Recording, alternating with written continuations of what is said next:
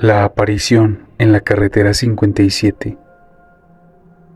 La carretera federal 57 es una de las más transitadas de México, conectando importantes ciudades del centro y norte del país.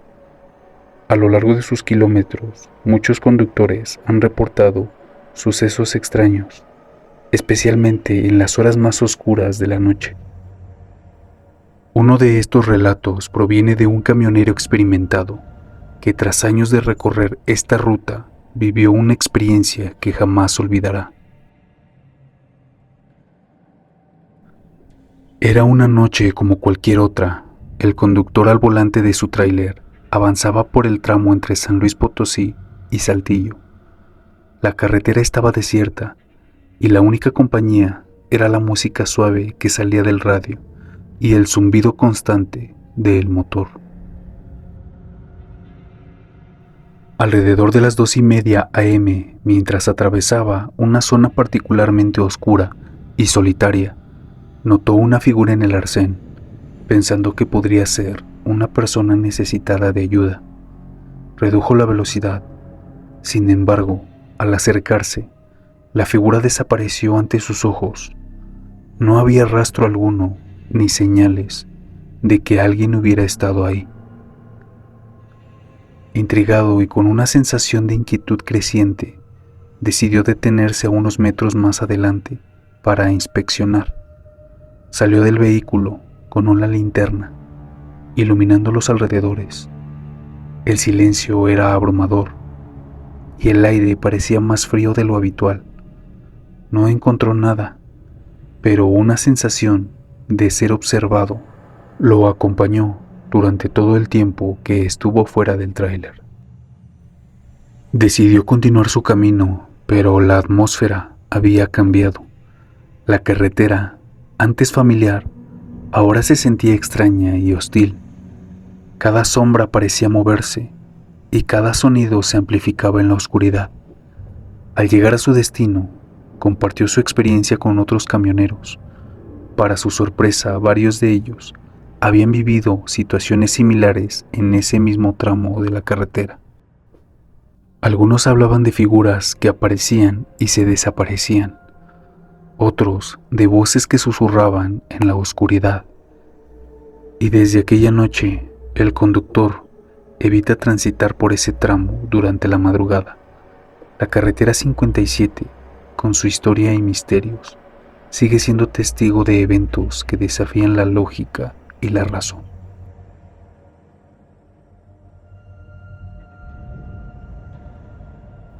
La sombra en la casa de la abuela. Todo comenzó una noche de verano, cuando Eduardo, un joven universitario de 22 años, fue enviado por su madre a pasar 2 semanas con su abuela en un pequeño pueblo de Querétaro. Su abuela era una mujer ya mayor, vivía sola en una casa muy antigua que había pertenecido a la familia por generaciones. Desde que Eduardo llegó, notó que la casa tenía algo muy extraño, algo raro. No era solo el silencio que se colaba entre las paredes, ni los retratos antiguos que parecían seguirte con la mirada. Era algo más profundo, un frío que no se iba ni con el sol del mediodía. La primera noche, Eduardo durmió sin problemas, aunque le pareció escuchar pasos en el pasillo. Supuso que era su abuela, pero al segundo día, durante la cena, le preguntó directamente: «Abuela, ¿andas caminando por la noche?». La señora levantó la vista lentamente y le dijo con voz muy seria: «Aquí no camina nadie por la noche, y si escuchas algo, no salgas de tu cuarto». Esa advertencia lo dejó helado. Los días siguientes todo empeoró. Cada madrugada a la misma hora, a las 3:17 de la madrugada exactamente, Eduardo escuchaba crujidos en la madera del pasillo. Y luego, la perilla de la puerta se movía, muy lentamente, como si alguien quisiera entrar, pero nunca lo hacía. Solo se quedaba ahí, girando un poco, y luego se detenía. Hasta que una noche no aguantó más y miró por la rendija de la puerta, y lo que vio lo marcaría para siempre. Era una sombra muy alta, más alta que cualquier persona normal, sin rostro, sin una forma definida, pero claramente humana. Estaba parada frente a su puerta, inmóvil. No respiraba, no se movía, solo estaba ahí, como si supiera que lo estaba observando. La sombra se desvaneció en el aire, justo cuando el reloj marcó las 3:33 de la madrugada. Al día siguiente, su abuela le preparó un café en silencio y, sin mirarlo, le dijo: «Te vio, ahora te va a buscar». Eduardo intentó no volver a salir de noche, pero algo en la casa cambió. Las luces parpadeaban constantemente, los cuadros se caían solos, y la sombra ahora no solo se aparecía en la noche, también la veía en los reflejos de los espejos, en las ventanas, o incluso cuando él cerraba los ojos. Un día, revisando un viejo ropero, encontró un diario escondido entre mantas viejas. Era de su bisabuelo, y en las últimas páginas había algo escrito con una caligrafía temblorosa. Decía: «Esa sombra no vino con nosotros, ya estaba aquí, y cuando la ves, te sigue a donde vayas». Después de eso, Eduardo no soportó más y huyó de la casa al siguiente día. A los pocos días, su abuela fue encontrada en la cocina, parada, inmóvil, con los ojos abiertos mirando al techo, sin vida, sin señales de violencia, sin explicación. Eduardo nunca volvió al pueblo, pero hasta el día de hoy asegura que a veces, a las 3:17 a.m., su perro comienza a gruñir, justo antes de que la perilla de su habitación se mueva sola. ¿Y tú? ¿Qué harías si supieras que esa sombra no está en esa casa, sino que ahora está contigo, justo al lado?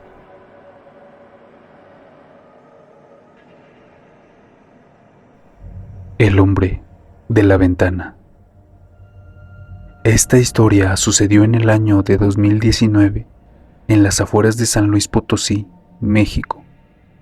Un joven llamado Iván, de 17 años, se había mudado a una casa que era de su tía para estudiar la preparatoria. La casa estaba algo alejada del centro, en una colonia pequeña y con pocos vecinos. Una noche cualquiera, mientras hacía la tarea en su escritorio, Iván notó algo en la ventana, un reflejo, una sombra, algo sumamente inquietante. Y cuando se acercó lentamente y corrió la cortina, lo vio. Un hombre parado al otro lado del cristal. No tenía expresión. Su rostro era alargado, pálido y con ojos completamente oscuros. No decía nada, no se movía, solo lo miraba fijamente. Iván retrocedió del susto y cayó de espaldas. Al levantarse, la figura ya no estaba. Pensó que tal vez lo había imaginado, pero al día siguiente, su tía se veía pálida, cansada. Le preguntó si había dormido mal, y ella con voz temblorosa le respondió: «Creo que alguien estuvo viendo por mi ventana anoche». Las apariciones se volvieron constantes, siempre en la noche, siempre mirando, a veces desde la ventana del cuarto de Iván, y otras desde la cocina, incluso desde la ventana del baño. Lo más extraño es que no dejaba huellas, no hacía ruido y no aparecía en cámaras. Iván intentó grabarlo con su celular. Una noche lo dejó grabando, apuntando hacia la ventana de su cuarto. Al día siguiente revisó el video y al minuto 3:14 algo apareció en la grabación. Un rostro mirando directamente hacia la cámara, dentro de su habitación. La situación empeoró cuando su tía desapareció. Al día siguiente simplemente no bajó a desayunar. Iván subió a buscarla y encontró la ventana de su cuarto abierta. Las cobijas estaban perfectamente acomodadas, como si nadie hubiera dormido ahí. La policía nunca encontró nada extraño, ni signos de violencia, ni rastros de que alguien hubiera forzado la entrada. Solo una marca extraña en el cristal. Una mano, muy alargada y con dedos del doble de lo normal. Iván intentó mudarse con su madre, pero el hombre lo siguió. Lo volvió a ver en el apartamento nuevo, en el 7º piso.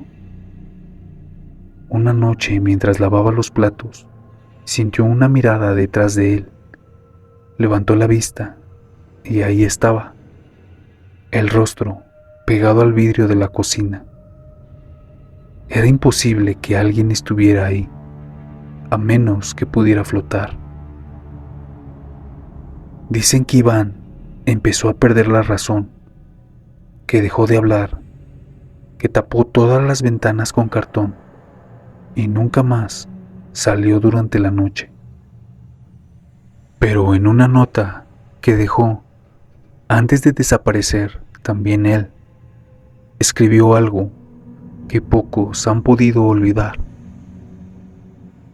No importa si cierras las ventanas, él ya sabe dónde vives.